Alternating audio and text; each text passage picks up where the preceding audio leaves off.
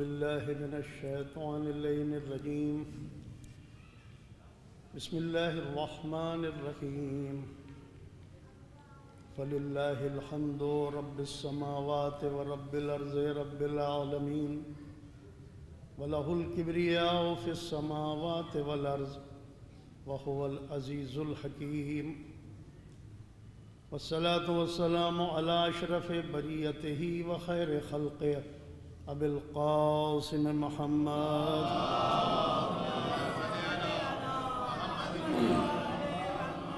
وأهل بيته الطيبين الطاهرين المعصومين المظلومين الذين أذهب الله عنهم الرجس وطهرهم تطهيرا.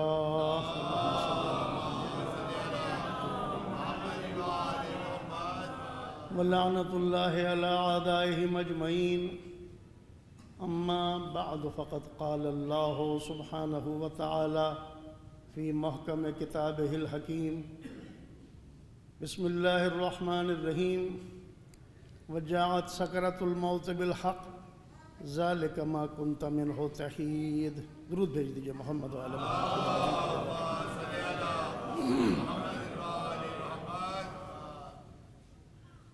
عیسیٰ علیہ صاحب کی اس مجلس کے لیے سورہ مبارک قاف جو موجودہ ترتیب کے حساب سے 50واں سورہ ہے اور ترتیب نزولی کے اعتبار سے 34واں سورہ ہے، اس کی ایک آیت کی تلاوت کا شرف حاصل کیا.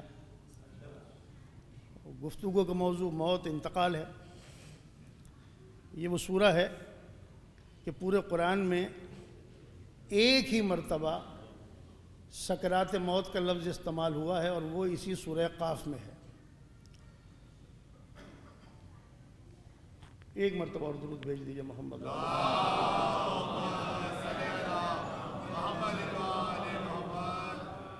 اس کے لیے ہمارے 5ویں امام محمد باقر علیہ الصلوۃ والسلام کی حدیث بھی موجود ہے کہ جو کوئی سورہ قاف کی تلاوت کی مداومت کرتا ہے پروردگار عالم اس پر سکرات موت کو آسان کر دیتا ہے. اس کے بالکل مقابلے پر ایک دوسرا لفظ ہے کہ جسے قرآن نے سورہ انعام میں اور دوسرے مقامات پہ بیان کیا، وہ ہے غمرات. سکرات موت ایک وہ کیفیت ہے کہ جس میں انسان کی روح منتقل ہوتی ہے، اس کے بدن سے نکلتی ہے، چاہے وہ بہت قلیل وقت میں نکل جائے یا زیادہ وقت لگ جائے. لیکن غمرات موت جو ہے وہ روح کا جسم سے ایسی حالت میں نکلنا کہ جس کی سختی کا کوئی انسان اندازہ نہیں کر سکتا. وَلَوْ تَرَىٰ إِذِ الظَّالِمُونَ فِي غَمَرَاتِ الْمَوْتِ. اگر تم دیکھو ظالموں کو غمرات موت کے وقت کہ جب فرشتے ان کے چہرے پر اور ان کی پشت پر مارتے ہیں اور یہ کہتے ہیں کہ اپنی روح کو باہر نکالو، تو وہ انتہائی سختی کی کیفیت ہے. لیکن یہ سکرات موت، اور اس کے لیے امیر المومنین علی ابن ابی طالب علیہ السلام کی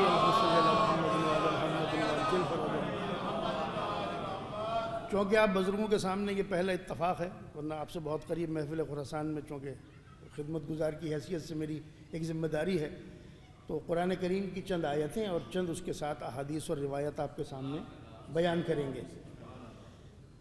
مولا کا جو کلام ہے ظاہر ہے کہ تمام چیزوں کا احاطہ کرتا ہے. اس میں جو سکرات موت کی کیفیت ہے اسے آپ نے بہت تقریباً 1.5 صفحے کی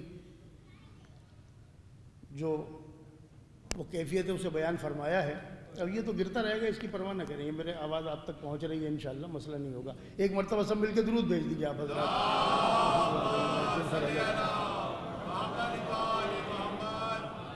فغیر و موصوف ما نزل بہم. کوئی اس کی تعریف نہیں کر سکتا، کوئی اس کی حقیقت کو بیان نہیں کر سکتا کیا چیز نازل ہو رہی ہے. اجتماعت علیہم حسرت الفوت و سکرت الموت. دو چیزیں جمع ہو جاتی ہیں، ایک جو کچھ چھوٹ رہا ہے اس کی حسرت، اور ایک سکرات موت. اس کیفیت کا کوئی انسان بیان نہیں کر سکتا. اور اس کے بعد فرماتے ہیں کہ جب موت دخل اندازی کرتی ہے انسان کے بدن میں تو سب سے پہلے ان اعضاء کو بیکار کرتی ہے جو حرکت کرنے والے اعضاء ہوتے ہیں. حرکت کرنے والے اعضاء کون سے ہیں؟ ظاہر ہے ہاتھ پیر ہیں، لیکن زبان بھی حرکت کرتی ہے۔ سب سے پہلے انسان کے بدن میں جب موت داخل ہوتی ہے تو ان اعضاء کو بیکار کرتی ہے جو حرکت کرنے والے اعضاء ہیں۔ اب ایک ایسا انسان جو سکرات موت کی کیفیت میں ہے، وہ آنکھوں سے دیکھ رہا ہے، یہ مولا کے الفاظ ہیں، کانوں سے سن رہا ہے، لیکن اپنی زبان سے نہ اپنی تکلیف کا نہ اپنی کیفیت کا اظہار کر سکتا ہے، نہ انہیں کوئی وصیت کر سکتا ہے۔ اس کے بعد آہستہ آہستہ موت اس کے بدن میں دخل اندازی کرتی ہے تو اس کی سماعت کو بیکار کر دیتی ہے۔ اب ایسا انسان فقط آنکھوں سے دیکھ رہا ہوتا ہے اور اس کا سننا بند ہو جاتا ہے۔ اسی بات کو سورہ واقعہ کے جو ہمارا بہت زیادہ تلاوت کیے جانے والا سورہ ہے، اس میں قرآن نے بیان کیا فَلَوْلَا إِذَا بَلَغَتِ الْحُلْقُومَ وَأَنْتُمْ حِينَئِذٍ تَنظُرُونَ۔ جب جان گلے تک پہنچ جاتی ہے، گلے تک پہنچنے کا مطلب کیا ہے؟ یعنی ہاتھ پیروں سے گزرتی ہوئی وہاں کا سارا دم نکلتا ہوا گلے تک پہنچ جاتی ہے۔ وَأَنْتُمْ حِينَئِذٍ تَنظُرُونَ، کس سے قرآن کہہ رہا ہے؟ تم اس کیفیت کا فقط مشاہدہ کرتے ہو، دیکھتے ہو۔ کس سے کہہ رہا ہے؟ اعزاء سے، اقربا سے، اولاد سے، کہ تم دیکھ رہے ہو یہ اس حالت میں ہے کہ اب ہاتھ پیر کام نہیں کر رہے ہیں اور جان گلے تک پہنچ چکی ہے، تم اتنی طاقت نہیں رکھتے کہ جان کو دوبارہ اس کے بدن کی طرف واپس پلٹا سکو۔ وَنَحْنُ أَقْرَبُ إِلَيْهِ مِنْكُمْ وَلَكِنْ لَا تُبْصِرُونَ، اور ہم تم سے زیادہ اس مرنے والے کے قریب ہوتے ہیں مگر تم ہمیں دیکھتے نہیں ہو۔ اب یہ جو قربت ہے اور یہ جو آپ کے سامنے سرنامے کی آیت تلاوت کی ہے، اس سے پہلے جو 3 آیتیں ہیں وَلَقَدْ خَلَقْنَا الْإِنسَانَ وَنَعْلَمُ مَا تُوَسْوِسُ بِهِ نَفْسُهُ وَنَحْنُ أَقْرَبُ إِلَيْهِ مِنْ حَبْلِ الْوَرِيدِ۔ ہم نے انسان کو پیدا کیا ہے، اسے خلق کیا ہے، اور جو کچھ وسوسے، خیالات، خطرات اس کے نفس میں سے گزرتے رہتے ہیں ہم اسے جانتے ہیں، اور ہم اس کی رگ جاں سے زیادہ قریب ہیں۔ اِذْ يَتَلَقَّى الْمُتَلَقِّيَانِ عَنِ الْيَمِينِ وَعَنِ الشِّمَالِ قَعِيدٌ، دو جو دائیں اور بائیں بیٹھے ہوئے ہیں، جب اعضاء و جوارح سے کوئی عمل نمودار ہوتا ہے تو پورا کا پورا لے لیتے ہیں، کوئی کمی نہیں کرتے۔ ما یلفظ من قول الا لدیہ رقیب عتید، اور کوئی زبان سے لفظ نہیں نکلتا مگر یہ کہ اس کو لکھنے والا ایک موجود ہوتا ہے۔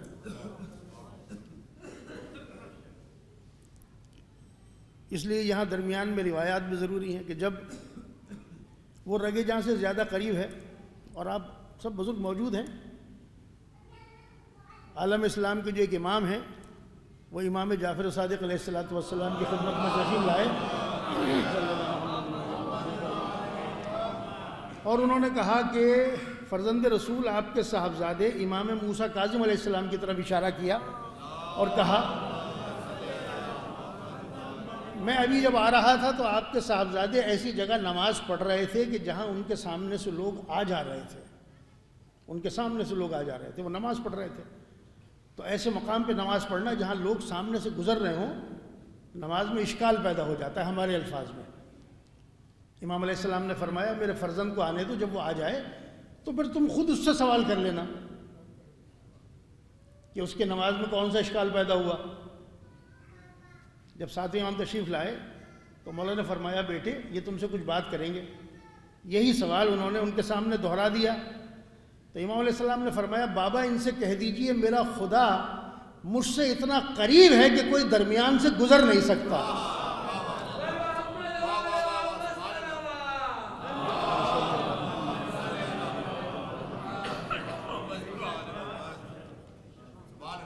حالت نماز میں، عام حالات میں، لیکن حالت نماز میں وہ اتنا قریب ہے، درمیان سے اس کے کسی کے گزرنے کا سوال نہیں ہے، تو نماز میں کیا اشکال پیدا ہوگا۔ تو بس اب یہاں یہ تو امام کی روایت آپ کو ذرا تبرکاً سنا دی، لیکن اصل چیز کیا ہے کہ ہم یہ دیکھتے ہیں اپنے مشاہدے میں ہے کہ جب کوئی انسان اس دنیا سے جاتا ہے تو جو اس کے قریب کے بہت محبت کرنے والے رشتے ہیں اگر وہ بہت قریب ہوں تو گویا ایسا محسوس ہوتا ہے کہ جیسے تکلیف میں کچھ کمی واقع ہو گئی ہے۔ اولاد قریب ہو، ماں باپ اگر حیات ہیں اور ان کے سامنے اتنا بڑا امتحان ہو کہ اولاد چلی جائے یا اولاد جا رہی ہو، ماں باپ جا رہے ہوں، اولاد قریب ہو، تو اس قربت کی وجہ سے وہ چاہتے ہیں تھوڑا قریب ہو، تو اس تکلیف میں کمی واقع ہو جاتی ہے۔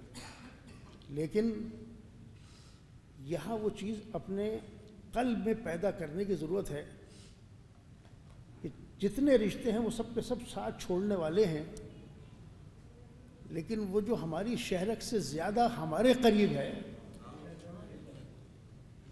اگر ذرہ برابر بھی اس کی محبت کا دل میں ہمارے ذرہ موجود ہے تو نہ پھر موت کی پرواہ ہے، نہ موت کے بعد کے مراحل کی پرواہ ہے۔ اسی لیے علل الشرائع میں شیخ زدور نے روایت کو نقل کیا ہے کہ پانچوں امام سے پوچھا گیا کہ فرزند رسول، ہم دیکھتے ہیں کہ بہت سے لوگ ہمارے اعزاء سکرات کے عالم میں رونے لگتے ہیں، آنکھوں سے آنسو بہنے لگتے ہیں، اور اس کے بعد ان کا انتقال ہو جاتا ہے، تو پتہ نہیں چلتا، بتا نہیں پاتے کہ کس حالت میں، کس عالم میں، کس کیفیت میں، کس تکلیف میں اس دنیا سے جا رہے ہیں۔ تو امام علیہ السلام مسکرائے اور فرمایا کہ تم غلط سمجھ رہے ہو کہ وہ تکلیف کی کیفیت ہے، وہ شوق کے آنسو ہے۔ کہا مولا کیا شوق؟ کہا جن سے ساری زندگی محبت کا دم بھرتے رہے، آخری لمحات میں جب اپنی آنکھوں کے سامنے انہیں دیکھتے ہیں بے اختیار شوق سے رونے لگتے ہیں۔ جب سب ساتھ چھوڑ کے جا رہے ہیں، جب ان کو دیکھتے ہیں تو رونے لگتے ہیں۔ اس لیے اب آپ ذرا سے یہ تصور کیجئے کہ اگر ہم اپنی زندگی میں موجودہ، کیونکہ سب سے بڑا مرحلہ مادی دنیا سے نکل کر انسان اس جہان کی طرف منتقل ہو رہا ہے، اور جو ہو چکے وہ ہو چکے، اور بعد میں سب کا، ہم سب کا ایک ساتھ نمبر ہے۔ آنے میں ترتیب ہے، جانے میں کوئی ترتیب نہیں ہے۔ بزرگ علماء ذاکرین سب دہراتے رہتے ہیں، اگر جانے میں بھی ویسی ہی ترتیب ہوتی تو انسان اور زیادہ غفلت کا شکار ہو جاتا، لیکن آنے میں ترتیب رکھی، جانے میں کوئی ترتیب نہیں ہے۔ ماں باپ موجود ہیں، اولاد چلی گئی، تو اس مادی دنیا سے نکل کے اس عالم میں منتقل ہو رہا ہے جہاں کا کوئی تجربہ نہیں ہے، جہاں کے بارے میں فقط ان ہستیوں نے ہمیں اطلاع دے دی ہے کہ اس جہان میں تمہیں کیا پیش آنے والا ہے، جن کے ہاتھ میں یہ دنیا اور آخرت اس طرح لپٹی ہوئی ہے جیسے مٹھی میں کوئی چیز بند ہوتی ہے۔ اس لیے یہ پہلی جلد ہے تفسیر میزان کی، جس میں اس روایت کو آقا طباطبائی نے نقل کیا ہے کہ جب انسان اس عالم سے نکل کے برزخ میں چلا جاتا ہے، اس کی روح پہنچ جاتی ہے، اور بہت ساری باتیں اس میں سوچنے کی ہیں، تو وہاں جو پہلے سے اس کے اعزاء، اقربا، عزیز موجود ہوتے ہیں عالم ارواح میں، وہ ایک دوسرے سے کہتے ہیں کہ فلاں کی روح آ گئی ہے، چل کے ان سے جو دنیا میں لوگ ہیں ان کے حالات معلوم کرتے ہیں۔ اب یہ ایک الگ بات ہے، موضوع ہے علماء کی بحث کا کہ کتنے عرصے کے بعد عالم برزخ سے مرحومین کو اپنے دنیا میں جو زندہ لوگ موجود ہیں ان کی طرف نظر کرنے کی اجازت ہوتی ہے۔ ہر شب جمعہ میں، نیمہ شعبان میں، رمضان میں، شب قدر میں، زندگی میں ایک مرتبہ روزانہ اپنے اعمال کے حساب سے۔ تو ان میں سے کوئی ایک روح دوسری روح سے کہتی ہے کہ کچھ دیر کے لیے اسے تنہا چھوڑ دو، یہ بہت مشکل منزلوں سے گزر کے یہاں تک پہنچا ہے۔ پھر کچھ دیر کے بعد اس کے پاس پہنچتے ہیں اور ان سے پوچھتے ہیں کہ فلاں کس حال میں ہے؟ وہ آنے والی روح بتاتی ہے اس حال میں ہے۔ فلاں کس حال میں ہے؟ وہ آنے والی روح بتاتی ہے اس حال میں ہے۔ فلاں کس حال میں ہے؟ اس حال میں ہے۔ پھر کسی ایک کا نام لیتے ہیں، وہ کس حال میں ہے؟ تو آنے والی روح کہتی ہے ان کا تو انتقال ہو گیا۔ جیسے کہتے ہیں انتقال ہو گیا، وہ جو پہلے سے وہاں موجود روحیں تھیں وہ افسوس سے ایک آہ بھرتی ہیں۔ تو یہ آنے والی پوچھتی ہے روح کہ تم نے افسوس کیوں کیا؟ کہا اس لیے کہ اگر اس کے دامن میں اچھا عمل ہوتا اور اچھے عقیدے کا حامل ہوتا تو تیری طرح وہ بھی آ کر ہم سے مل جاتا۔ کوئی ایسی بات تھی کہ پروردگار عالم نے اسے ایسے مقام کی طرف منتقل کر دیا کہ جہاں روحوں کو عذاب دیا جا رہا ہے۔ اس لیے اب یہ روایت آپ ہزار دفعہ سنی ہے آپ نے وسائل الشیعہ میں ہمارے ہاں اور برادران اہل سنت نے اسے تھوڑا سا تفصیل سے بیان کیا ہے۔ اس لیے ان مراحل کو انسان پانی کے گھونٹ کی طرح نہ سمجھے، بلکہ دنیا میں رہتے ہوئے اس کی تیاری کرے۔ وہ روایت یہ ہے، یہ سکرات موت جو ہمارا موضوع ہے، کہ پیغمبر اکرم ختمیہ مرتبہ صلی اللہ علیہ وآلہ وسلم کی خدمت میں آ کر کسی نے اطلاع دی کہ فلاں صحابی سکرات موت کی کیفیت میں ہے، ان کی جو یہ مدت ہے طویل ہو گئی ہے، دم نہیں نکل رہا ہے۔ حضور تشریف لے گئے، صحابہ کرام ساتھ تھے۔ حضور نے ان سے کہا کہ کہو لا الہ الا اللہ۔ وہ غشی کسی کیفیت میں تھے، انہوں نے کوئی جواب نہیں دیا، آنکھیں نہیں کھولی۔ حضور نے دوبارہ فرمایا کہو لا الہ الا اللہ۔ ان کی حالت ویسی ہی بدستور رہی۔ پھر تیسری مرتبہ حضور نے فرمایا، جب کچھ جواب نہیں ملا تو حضور نے ایک سوال کیا، اس کی ماں زندہ ہے؟ تو لوگوں نے کہا کہ ہاں ان کی والدہ زندہ ہے۔ کہا بلاؤں۔ ایک بوڑھی خاتون آ گئی۔ حضور نے پوچھا کہ تم اپنے اس بیٹے سے راضی ہو یا ناراض ہو؟ اس خاتون نے کہا اللہ کے رسول، یہ بہت نافرمان اولاد ہے، اس نے مجھے بہت اذیتیں پہنچائی ہیں۔ تو اب جو برادران اہل سنت کی یہاں روایت یہ جو اضافی ہے وہ بیان کر دوں پہلے، یہ ہمارے یہاں اس میں وسائل الشیعہ کی روایت میں نہیں ہے، جو بیان موت پہ مشتمل ہے، جلد اس کی۔ تو حضور نے فرمایا لکڑیاں لاؤ، آگ جلاؤ۔ تو اس نے خاتون نے پوچھا آگ کیوں جلا رہے ہیں؟ کہا اسے جلائیں گے۔ کہا میرے اولاد کو، میرے بیٹے کو میرے سامنے جلائیں گے؟ کہا یہ ویسے ہی جل رہا ہے آگ میں۔ اور ہمارے ہاں جو روایت ہے، حضور نے فرمایا کہ کیا میرے کہنے سے اسے معاف کر سکتی ہو؟ اس خاتون نے کہا اللہ کے رسول آپ حکم دیں اور میں آپ کا حکم ٹال دوں۔ میں اللہ گواہ کر کے کہتی ہوں آپ کے سامنے، میں نے اس کی ساری خطائیں معاف کی، میں نے اسے معاف کیا۔ جیسی اس خاتون نے کہا میں نے معاف کیا، اللہ کے رسول نے پھر اس کے سامنے کہا کہو لا الہ الا اللہ۔ اب نہ صرف یہ کہ اس نے آنکھیں کھولی، زبان سے کہا، اٹھ کے بیٹھ گیا، حضور کی زیارت کی اور لا الہ الا اللہ محمد رسول اللہ کہا اور انتقال ہو گیا۔ یہ روایت ہے۔ اب مجھے فقط یہ بتائیے کہ حضور کون ہیں؟ اگر حضور کے ہاتھوں پر، ہتھیلی پر سنگریزے آ جائیں، پتھر آ جائیں اور حضور کہیں تسبیح پڑھ تو پتھر تسبیح پڑھنے لگتا ہے۔ وہ جیتا جاگتا رسول کا صحابی جس کی ماں اس سے ناراض ہے، اس کی زبان نہیں کھلتی اس لیے کہ ماں اس سے ناراض ہے۔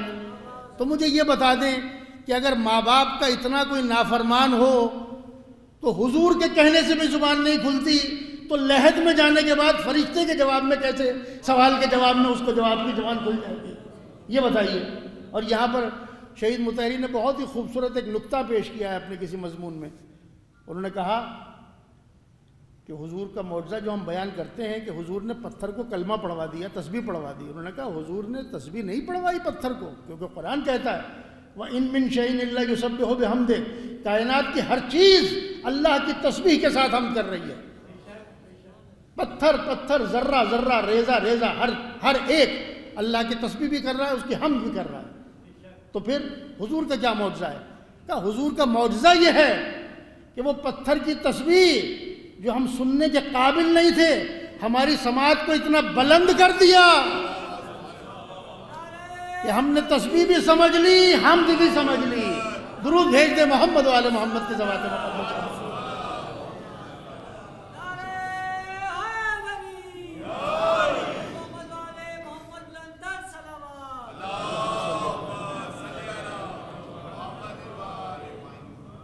تو یہاں ان چیزوں کا ظاہر ہے کہ یہ انسان ان چیزوں کی تیاری کر کے آتا ہے۔ اور علل الشرائع کی حدیث ہے کہ جس صحابی رسول کی حضور نے 70 تکبیروں کے ساتھ نماز پڑھی، اس انداز سے اور خود بیان فرما دیا کہ یہ سورہ قل هو اللہ احد کی بہت تلاوت کرتا تھا۔ جب پوچھا کسی نے کہ اللہ کے رسول آپ نے اتنی زیادہ زحمت فرمائی، کسی کے لیے ایسا کام نہیں کیا، سورہ قل هو اللہ احد، اور ہم جو تسبیح اور ہم یہ بزرگوں سے معذرت کے ساتھ نوجوان دوستوں کے لیے اللہ کی تسبیح اور حمد میں کیا فرق ہے؟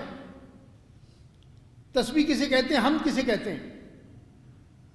ہم تو کہتے ہیں دونوں تعریفیں، تسبیح اللہ کی پاکیزگی بیان کرنا، حمد اس کی تعریف کرنا. لیکن اگر ایک جملے میں کوئی کہے کہ بھئی اس میں کیا فرق ہے تسبیح میں اور حمد میں؟ تسبیح ہے اس کی ذات سے ہر نقص اور عیب کی نفی کرنے کو، اور حمد ہے اس کی ذات سے ہر کمال کو متصف کرنے کو. اس لیے سورہ قل هو اللہ احد جو ہے اس لیے عظیم سورہ ہے کہ یہ اللہ کی تسبیح اور حمد دونوں پر مشتمل ہے. کیسے؟ بسم اللہ الرحمن الرحیم، قل هو اللہ احد یہ اس کی حمد ہے، اللہ الصمد یہ اس کی حمد ہے، لم یلد ولم یولد ولم یکن لہ کفوا احد یہ اس کی تسبیح ہے. وہ یہ بھی نہیں ہے، یہ بھی نہیں ہے، یہ بھی نہیں ہے، وہ احد ہے، وہ صمد ہے.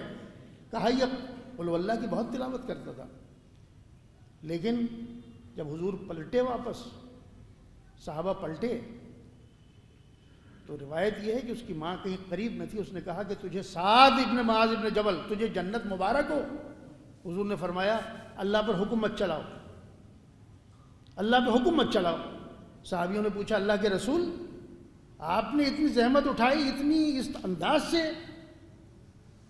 اس کی نماز جنازہ ادا کی ہے، خود اس کے لحد میں اتر گئے، اور جب اس کی ماں نے اسے بشارت دی جنت کی تو آپ اسے روک رہے ہیں.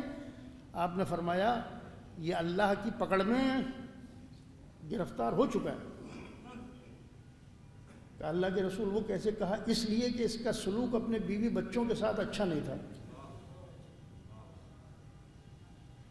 بس اب یہ دیکھ لیجئے کہ وہ تمام معاملات اپنے مقام پر ہیں، لیکن اللہ تبارک و تعالیٰ کے حقوق کے ساتھ جو حق پروردگار عالم نے ہمارے کندھوں پر ڈالا ہے اس حق کی ادائیگی کرتے ہوئے جانا ہے. تو پھر نہ یہاں کا خطرہ رکھنا چاہیے نہ وہاں کا خطرہ رکھنا چاہیے. درود بھیج دیجئے محمد والے محمد کی طرف.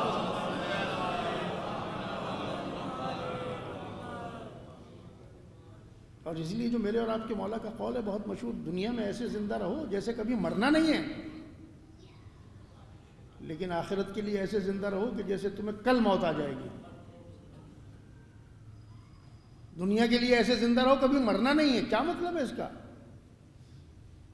مطلب یہی ہے، ہزار دفعہ سے بیان کرتے ہیں کہ اگر یہ سوچ لیا کہ بھئی کل موت آ جائے گی، کوئی کمپنی بنانی ہے، فیکٹری کھولنی ہے، کوئی اتنا بڑا کام کرنا ہے، فیزیبلٹی رپورٹ بنے گی، 20 سال میں یہ کام مکمل ہوگا، تو یہ میں ہاتھ کیسے ڈالوں اس کام کے اندر؟ کوئی زندگی کا بھروسہ ہی نہیں ہے.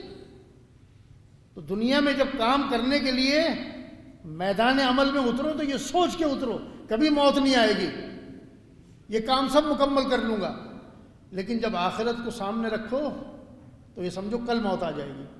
جب اس کی وضاحت کی، یہ بھی شہید مطہری نے کی ہے، نہج البلاغہ کی جو بھی کتابیں لکھی ہیں اس مضامین میں، انہوں نے کہا اس کا مطلب یہ ہے کہ جو تمہاری گردن پہ اللہ کا حق ہے، بندگان خدا کا حق ہے، وہ یہ سوچ کر آج ادا کر دو کہ کل موت آ جائے گی. لیکن جب دنیا کے کاموں میں اترو تو یہ سوچ کے اترو کبھی موت نہیں آئے گی. درود بھیج دے محمد والے محمد کی طرف.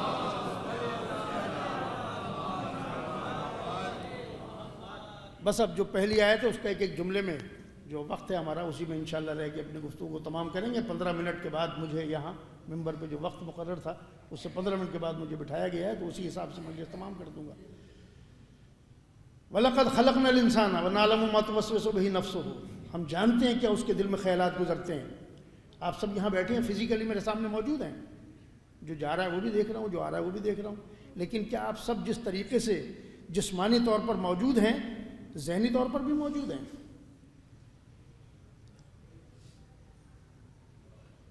پینتالیس منٹ کا جو مجھے ٹائم ملا ہے یا 1-1.5 گھنٹے سے آپ یہاں بیٹھے ہیں، اس سوسخانی سنی، سلام آپ کے سامنے ہوا، اب یہ تقریر ہو رہی ہے. آپ فزیکلی تو موجود ہیں لیکن ذہنی طور پہ آپ کتنی دیر یہاں موجود ہیں؟ 15 منٹ، 10 منٹ، 15 منٹ، خود آپ جج کر لیں اپنے طور پر، مجھے کہنے کی ضرورت نہیں ہے. کتنی دیر موجود ہیں؟ جتنی دیر موجود ہیں اتنی دیر بیدار ہیں، اور جتنی دیر موجود نہیں ہیں اتنی دیر غفلت میں ہیں. اور یہ اپنی طرف سے بات نہیں ہے، یہ میرے اور آپ کے مولا کتاب التوحید میں شیخ صدوق نے بیان کیا. امیر المومنین علی ابن ابی طالب علیہ السلام فرماتے ہیں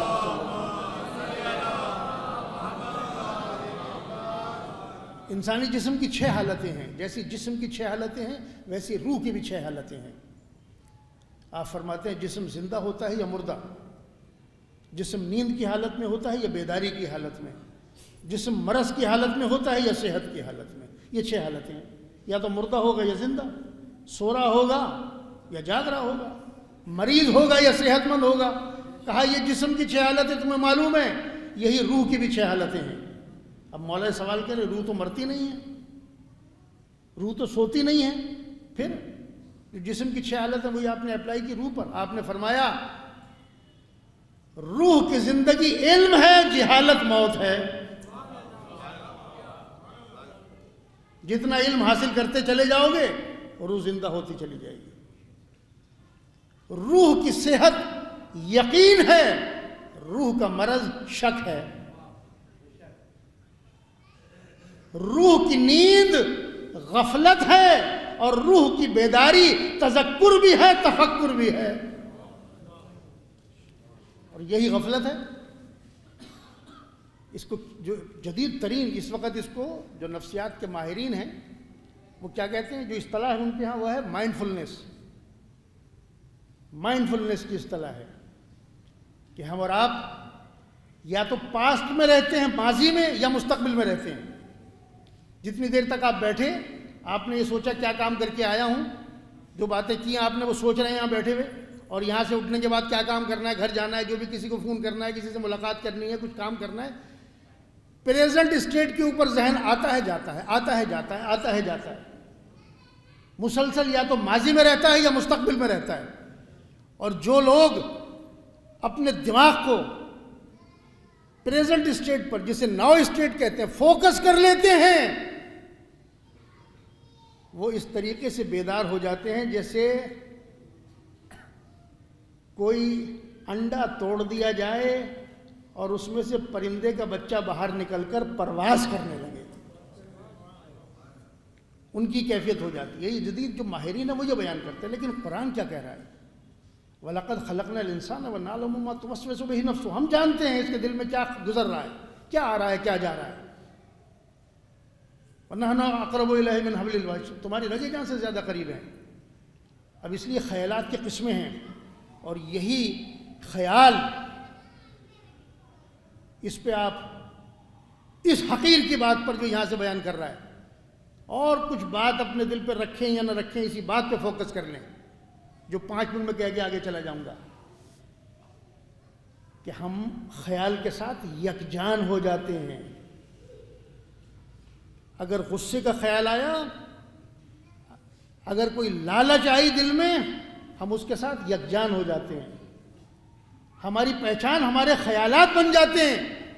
ہم خیالات کو گزرتے ہوئے نہیں دیکھ سکتے کہ ہم صرف گواہ بن کر خیالات کو گزرنے دیں. میری بات آپ تک پہنچ رہی ہے؟ اگر پہنچ رہی ہے تو ایک مرتبہ مل کے درود بھیج دیں آپ حضرات.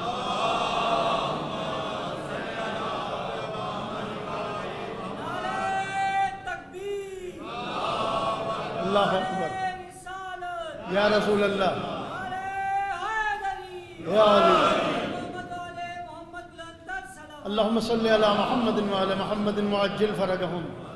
اب دیکھیے زیادہ اس بات کے بجائے سورہ مبارک اعراف کی ایک آیت سماعت فرما لیجیے، تلاوت اس کی. ان الذین اتقوا اذا مسهم طائف من الشیطان تذکروا فاذا هم مبصرون. جب متقیوں کو شیطان چھوتا ہے وہ ایک دم بیدار ہو جاتے ہیں، ایک دم چوکنے ہو جاتے ہیں، اور ایک دم انہیں نظر آنے لگتا ہے. مبصرون، نظر آنے لگتا ہے، دکھائی دینے لگتا ہے. کیا دکھائی دینے لگتا ہے؟ حقیقت دکھائی دینے لگتی ہے. اب مجھے بتائیے آپ، شیطان آگے ہاتھ پکڑ کے کہیں لے کے جاتا ہے؟ شیطان کیا کرتا ہے؟ ان الذین اتقوا اذا مسهم طائف من الشیطان. جب شیطان انہیں مس کرتا ہے، شیطان جیسے ہی کسی متقی کے دل میں کوئی خیال ڈالتا ہے، وسوسہ ڈالتا ہے، متقی اتنا چوکنا ہوتا ہے، فوراً سمجھ جاتا ہے یہ شیطان کا وسوسہ ہے جو دل میں آ گیا. اور یہ میرے اور آپ کے پانچویں امام محمد باقر علیہ السلام کا قول ہے، سن لیجیے اسے ایک دفعہ، بس یہ گرتا رہے گا، مسئلہ نہیں ہے، آواز آ رہی ہے، آواز آ رہی ہے۔ امام فرماتے ہیں، تیسری چیز نہیں بیان کرتا، فرماتے ہیں کہ کم سے کم کوے سے 2 چیزیں سیکھ لو، کوے سے 2 چیزیں سیکھ لو۔ صبح و سویرے رزق کی تلاش میں نکلنا، ابھی فجر کی اذان آواز نہیں آتی ہے کہ کوے کی آواز آ جاتی ہے۔ مولا فرماتے ہیں صبح و سویرے رزق کی تلاش میں نکلنا، اور دوسرے بات ہمیشہ چوکنا رہنا، ہمیشہ الرٹ رہنا، ہمیشہ چوکنا رہنا۔ تو کم سے کم باہر سے چوکنا رہو نہ رہو، کہ اپنے اندر تو چوکنے ہو جاؤ، کون سا خیال آیا، کون سا گزر گیا۔ اور یہی وہ کیفیت ہے کہ جو انسان جس کے سبب سے غفلت میں ہوتا ہے، اور یہ بہت ایک طویل موضوع ہے یہ خاص، کہ جب متقی کو شیطان مس کرتا ہے تو ایک دم بیدار ہو جاتا ہے۔ فَإِذَا هُمْ مُبْصِرُونَ، مبصرون مانا بصرہ مانا دیکھنا۔ قرآن کریم میں دیکھنے کے لیے 3 لفظ ہیں۔ ہم ہر چیز کو کہیں گے دیکھا، دیکھنا، دیکھنا، لیکن قرآن نے رأى مانا دیکھنا، نظر مانا دیکھنا، بصر مانا دیکھنا۔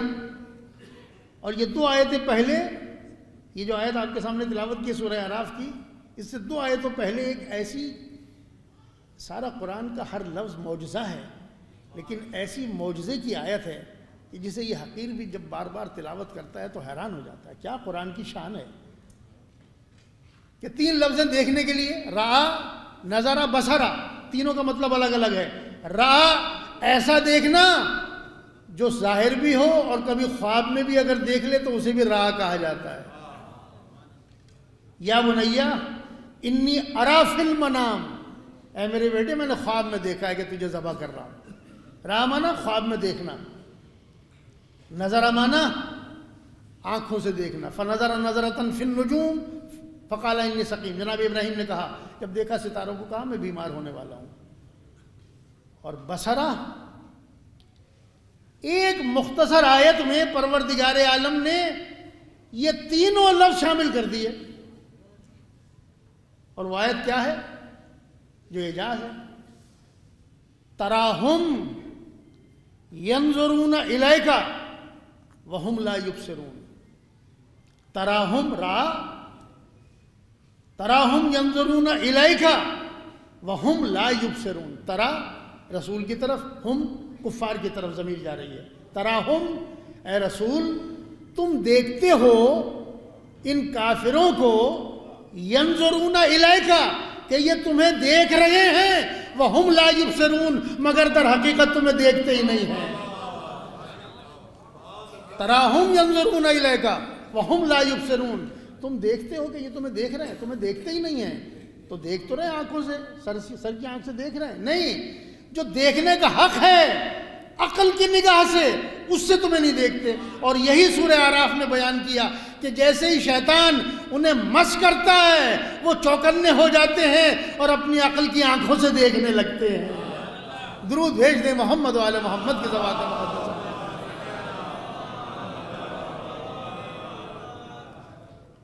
بس اس کے بعد جو آیتیں ہیں، ان آیتوں میں وقال قرینہ ھذا ما لدی عتید، سورہ قاف ہے۔ جب انسان کا انتقال ہوتا ہے تو جو 2 فرشتے ہیں جو قرآن بیان کرتا ہے دائیں بائیں بیٹھے ہوئے ہیں، وہ خدا کی بارگاہ میں سوال کرتے ہیں پروردگار اس کا تو انتقال ہو گیا، اب جو ہماری ذمہ داری تھی وہ تو ختم ہو گئی، اب ہم کیا کریں، آسمانوں پر آ جائیں؟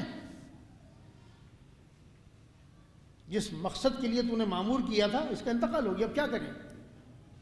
آواز قدرت آتی ہے ابھی تمہارا کام ختم نہیں ہوا، اس کی قبر پہ جا کے بیٹھ جاؤ، اور جو اس نے آثار چھوڑے ہیں انہیں لکھتے رہو، جب قیامت کا دن ہوگا تو پھر اس کی فائل مکمل کر کے ہمارے سامنے پیش کرنا۔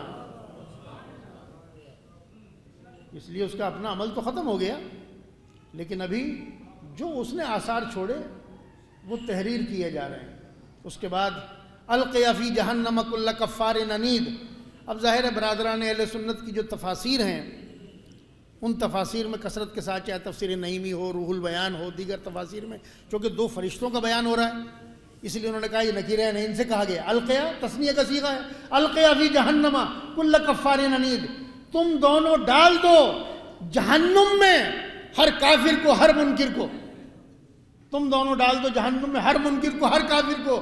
لیکن تفسیر انوار النجف میں مولانا نے جس روایت کو بیان کیا وہ روایت یہ ہے کہ پروردگار عالم کا حکم ہوگا پیغمبر اکرم ختمی مرتبت سے اور امیر المومنین سے کہ تم دونوں ڈال دو جہنم کو، اے رسول اپنے منکر کو بھی اور اے علی اپنے منکر کو بھی۔ درود بھیج دیں محمد و آل محمد کی ذوات مقدسہ۔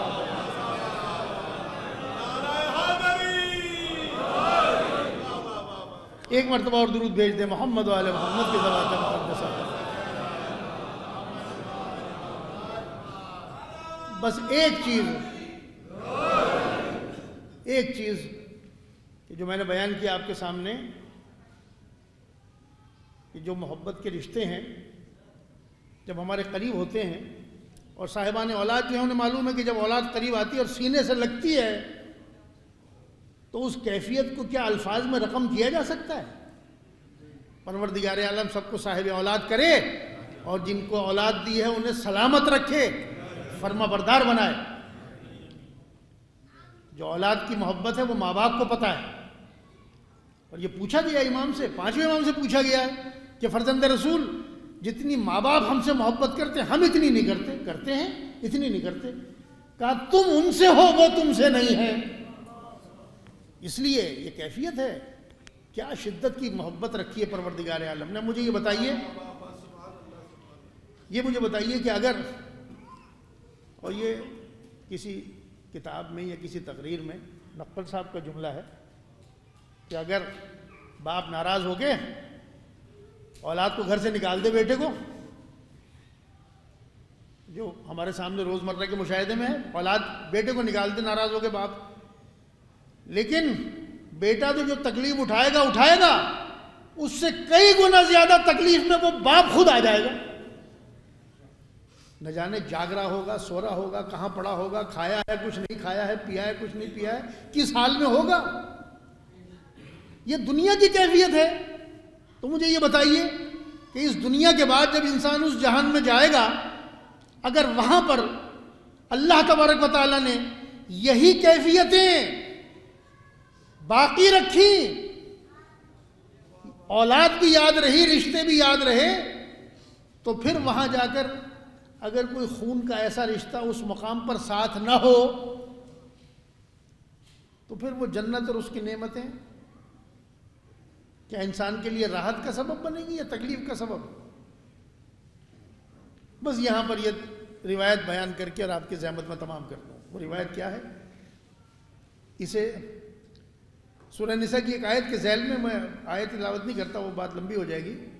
تمام اہل سنت کے مفسرین نے بھی اور ہمارے ہاں شیعہ تفسیروں میں بھی سب نے اس روایت کو نقل کیا ہے کہ ایک صحابی رسول ہیں، وہ روتے ہوئے حضور کی خدمت میں آئے، بہت شدت سے گریہ کر رہے تھے۔ حضور نے پوچھا کیوں رو رہے ہو اتنا؟ کہا اللہ کے رسول جب تک دن میں کئی مرتبہ آپ کی زیارت نہ کر لوں مجھے چین نہیں پڑتا، لیکن مجھے یہ معلوم ہے کہ ایک دن آپ بھی اس دنیا سے چلے جائیں گے، میں بھی چلا جاؤں گا۔ آپ ہیں نبیوں کے سردار، اللہ تبارک و تعالیٰ آپ کو انبیاء کے ساتھ رکھے گا، میں ہوں غلام، اللہ نے اگر مجھ پر رحم کیا، کرم کیا، مجھے کسی جنت کا کوئی درجہ عطا کرے گا؟ تو ایسی جنت میں جانے کا فائدہ کیا ہے جہاں آپ کی زیارت سے محروم ہو جاؤں؟ میرے لیے تو آپ کی زیارت کرنا ہی سب سے بڑی جنت ہے۔ بس ابھی حضور کچھ کہنا چاہتے تھے، وہ قرآن کی آیت جو سورہ نساء کی ہے، من یطع اللہ ورسولہ فاولئک مع الذین، یہاں سے شروع ہوتی ہے، جو کوئی اللہ اس کے رسول کی اطاعت کرے۔ جبریل آئے آیت لے کر اور فرمایا کہ رسول اس سے کہہ دیجئے اس دنیا میں جو جس کے ساتھ سچی محبت کرتا ہے ہم اسی کے ساتھ اسے محشور کر دیں گے۔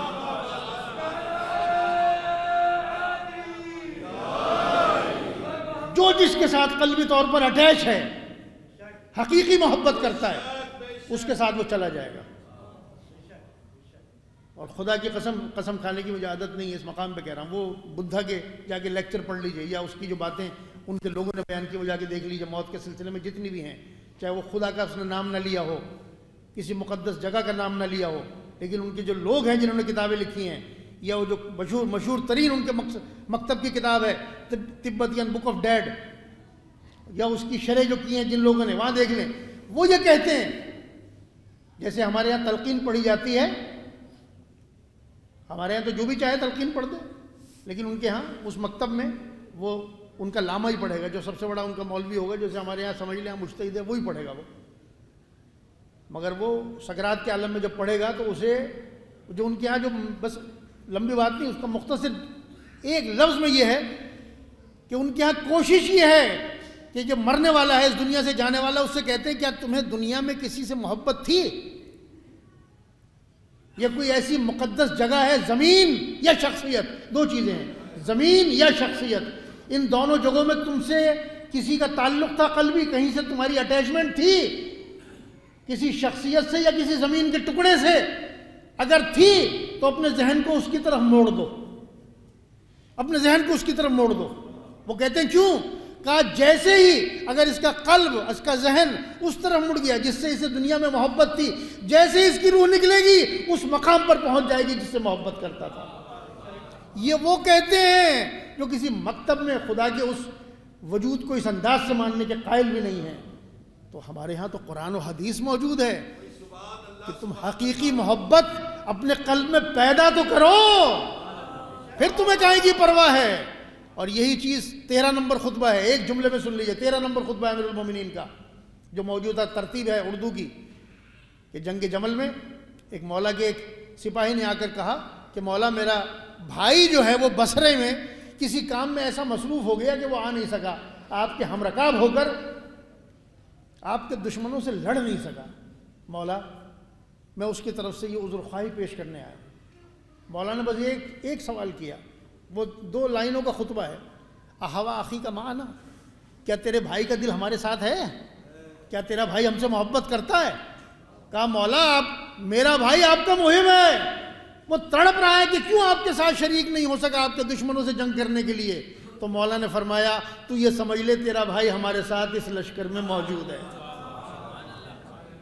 جملہ یہاں ختم نہیں ہوتا، مولا فرماتے ہیں تو یہ سمجھ لے تیرا بھائی ہمارے ساتھ اس لشکر میں موجود ہے، بلکہ فقط تیرا بھائی موجود نہیں ہے، ہمارے اس لشکر میں تو وہ لوگ بھی موجود ہیں جو باپوں کے صلبوں میں ہیں، ماؤں کے رحموں میں ہیں۔ زمانہ انہیں ظاہر کرے گا اور حق ان سے مضبوطی کرے گا۔ یعنی بس اپنے ذہن کو اور اپنے دل کو ان سے جوڑ دیجئے محبت کے تعلق کے ساتھ، نہ ہمارے عمل میں ایسی طاقت ہے کہ ہمیں نجات دلا سکے، بس ایک محبت کا رشتہ ایسا ہے کہ جتنا ہو سکے زیادہ اسے پروان چڑھا دیجئے۔ خدا کی قسم نہ موت کے لمحات کے خوف کی ضرورت ہے، نہ موت کے بعد کیا کیفیت پیش آنے والی ہے اس سے ڈرنے کی ضرورت ہے۔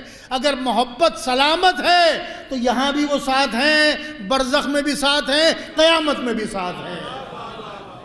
درود بھیج دیجئے محمد والے محمد کے زبان پر۔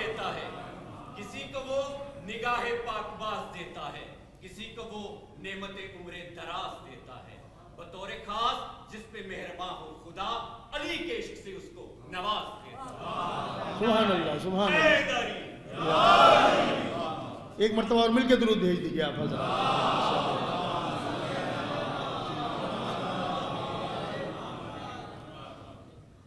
بس ایام فاطمیہ کی مجالس، بی بی کے مصائب آپ سن رہے ہیں۔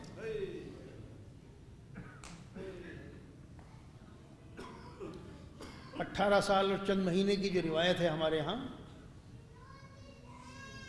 کیا کسی نے یہ سنا کہ 18 سال میں کوئی بچی بوڑھی ہو جائے، ضعیفہ ہو جائے؟ بس وہ جو روایت ہے کہ جب اسیروں کا قافلہ واپس مدینے آیا تھا اور مدینے میں اتنا گریا ہوا تھا، اتنا شور تھا کہ آواز سنائی نہیں دے رہی تھی، اس وقت جناب محمد حنفیہ نے اپنے غلام سے کہا کہ میرا ہاتھ پکڑ کے لے چل، کہاں ہے میرا بھتیجا؟ جب وہاں پہنچے جناب محمد حنفیہ تو امام سجاد ایک کرسی پہ تشریف فرما تھے. انہوں نے پوچھا کہاں ہے میرا بھتیجا؟ کہا کہ میرے مولا یہ جو کرسی پہ ہیں یہی ہیں امام علی ابن الحسین. تو محمد حنفیہ نے کہا یہ بوڑھا میرا بھتیجا ہے، یہ بوڑھا میرا بھتیجا ہے. کربلا سے کوفہ، کوفہ سے شام، امام سجاد بوڑھے ہو گئے تھے، اور یہی کیفیت جناب سیدہ کی ہے کہ 18 سال کی عمر میں ضعیفہ ہو گئیں. ذاکرین پڑھتے ہیں کہ دربار میں جانے سے پہلے اور آنے کے بعد جو کیفیت ہے وہ بدل گئی ہے. بس جب واپس پلٹ رہی تھی تو اپنے بابا کی قبر کی طرف دیکھ کر جو اشعار پڑھے تھے، جو علماء نے نقل کیے ہیں خطبہ فدق کی شرح میں، کہ بابا ابھی تو آپ کا کفن بھی میلا نہیں ہوا تھا، انہوں نے ہمیں ہمارے حق سے محروم کر دیا. بس مختصراً عزاداران امام مظلوم، عزاداران جناب سیدہ، ایک وقت وہ آیا کہ جناب امیر علیہ السلام نے دیکھا کہ بیوی جو بستر علالت پہ تھی آج 3 کام ایک ساتھ کر رہی ہیں. بچوں کے کپڑے بھی دھو رہی ہیں، بچوں کی غذا بھی تیار کر رہی ہیں، گھر کی صفائی بھی کر رہی ہیں. کہا بیوی آج طبیعت بہتر محسوس ہوتی ہے؟ کہا ابو الحسن بابا رات خواب میں آئے تھے. انہوں نے کہا بیٹی میرے پاس آنے والی ہے. اور پھر فرمایا ابو الحسن میرے بچوں کا بہت خیال رکھنا، میرے بچے بہت کمسن ہیں، میرے بچے بہت کمسن ہیں، دیکھیے انہیں جھڑکیے گا مت، امامہ سے شادی کیجیے گا، عقد کیجیے گا، میرے بچوں پہ بہت مہربان ہے. وصیتیں کی ہیں. جناب امیر علیہ السلام نے گریہ کیا، آپ تشریف لے گئے. اس کے بعد جناب سیدہ نے اسما سے فرمایا اسما میں حجرے میں جاتی ہوں،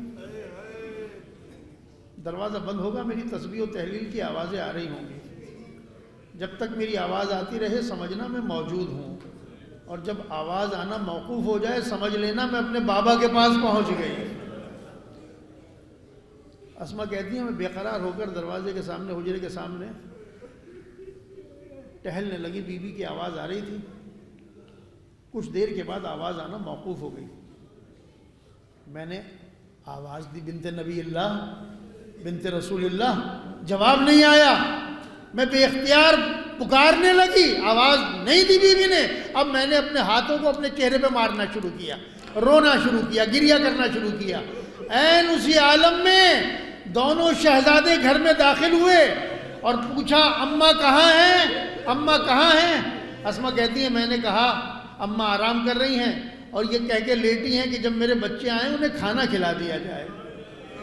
اسما کہتی ہیں چھوٹے شہزادے نے بگڑ کے کہا تم نے کبھی دیکھا کہ ہم نے اپنی اماں کے بغیر کھانا کھایا ہو؟ یہ کہہ کے چھوٹا شہزادہ دوڑتا ہوا حجرے میں داخل ہوا اور ایک آواز بلند کی بھیا اماں ہمیں چھوڑ کے رخصت ہو گئی. الا لعنت اللہ علی القوم الظالمین وسیعلم الذین ظلموا ای منقلب ینقلبون. پروردگار تجھے اپنی عزت و جلال کا واسطہ، اسماء و صفات کا واسطہ، محمد و آل محمد کا واسطہ، شہدائے کربلا، اسیران کربلا کا واسطہ ہمارے اس عمل کو اپنی بارگاہ میں منظور و مقبول فرما دے. قرآن کے نور سے، اہل بیت کے ذکر سے ہمارے دلوں کو زندگی عطا فرما دے. پروردگار قرآن کے ظاہر و باطن کے علوم سے آگہی عطا فرما دے. پروردگار دنیا آخرت میں محمد و آل محمد کا وسیلہ انہی کی شفاعت ہمیں عطا فرما دے. پروردگار ہمارے تمام مرحومین جن کے نام لیے گئے پروردگار سب کی مغفرت فرما دے. جوار معصومین میں جگہ مرحمت فرما دے. پروردگار جن کے نام نہیں بھی لے گئے ہمارے تمام مرحومین اگر اپنے کسی برے عمل کی پکڑ میں ہوں، میرے معبود برزخ کی سختیوں میں ہوں تو جناب سیدہ کی مظلومیت کا واسطہ ان کی تمام سختیوں کو راحت و سکون سے تبدیل فرما دے. پروردگار ہمیں عمل خیر کی توفیق عطا فرما دے. پروردگار ہمارے قلب کو بیداری عطا فرما دے. پروردگار ہماری غلطیوں کو، گناہوں کو، لغزشوں کو معاف فرما دے. ہمارے ماں باپ، آبا و اجداد کے گناہوں کو معاف فرما دے. زندگی کے تمام امور میں کشادگی، خیر و برکت عطا فرما دے. جو حاجتیں لے کر یہاں بیٹھے ہیں، یہاں اٹھنے سے پہلے تمام حاجتوں کو شرف قبولیت عطا فرمائے۔ اور پروردگار سب سے بڑی دعا یہ ہے کہ وقت کے امام کے ظہور میں تعجیل فرمائے، ہمیں امام کے ایوان و انصار میں شمار فرما دے برحمتک یا ارحم الراحمین۔